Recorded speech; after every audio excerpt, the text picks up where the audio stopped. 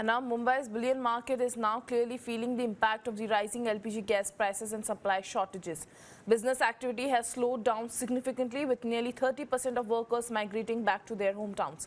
Traders say irregular LPG supply and rising costs are directly affecting operations, making it difficult to sustain daily work. Several workers have already left for their villages, leading to manpower crunch across the market. Despite the challenges, traders say that they are managing for now, providing meals to workers and trying to keep operations running. However, they warn that if the situation worsens, it will severely impact business.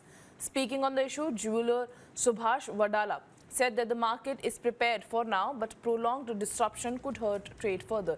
Have a look at this ground report from my colleague.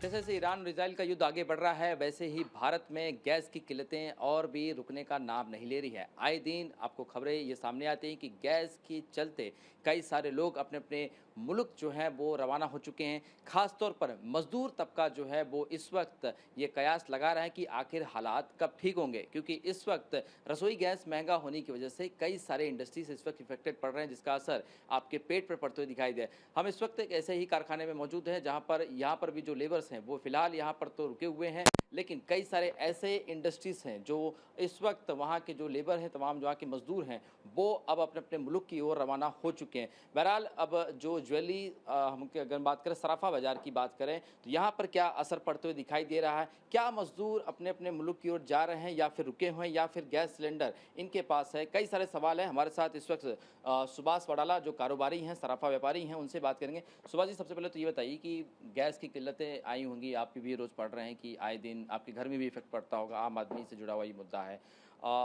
इतना बड़े कारखाने आप चला रहे हैं, इतने सारे लोग हैं, जब बात आती है तो इनके पेट का भी सवाल होता है।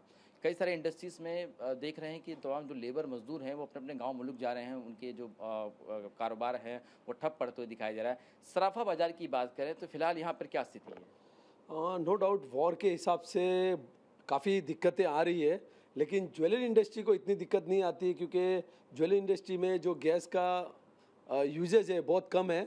तो लेकिन जो वर्कर है यहाँ पर वो 30% नो डाउट जा रहे हैं वापस अपने अपने स्टेट में, जैसे यूपी, बिहार, बंगाल कहीं भी है। लेकिन ये समस्या ज्वेलरी इंडस्ट्री से भी ज़्यादा घरेलू गैस के लिए बहुत ज़्यादा बड़ी समस्या है, और बड़े बड़े जो इंडस्ट्रियलाइज है उनके लिए बहुत बड़ी समस्या है, क्योंकि उनके वर्कर हज़ारों में होते हैं और उनको जो सिलेंडर और गैस उत्पन्न नहीं हो पाता है। तो नो डाउट 20 से 30% अभी लोग जा रहे हैं वापस अपने अपने गांव जा रहे हैं।